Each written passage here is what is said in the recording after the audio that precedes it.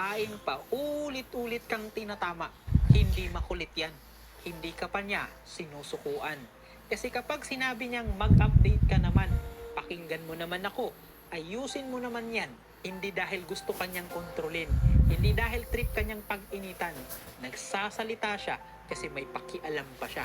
Kasi kapag wala siyang pake, hindi ka na niya itatama at hahayaan ka na lang niya sa buhay mo. Kaya mas dapat kang matakot kapag ang babae tumigil ng magsalita.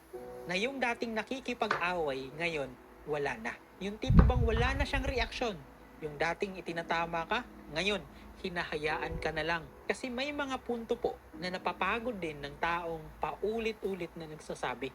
Sa taong ayaw namang makinig, ayaw namang magbago. At doon nagkakamali ang maraming lalaki. Naiinis sila kapag tinatama sila. Pakiramdam nila, inaaway sila. Hindi nila alam yung babaeng paulit-ulit kang tinatama. Siya rin yung babaeng lumalaban para sa relasyon nyo.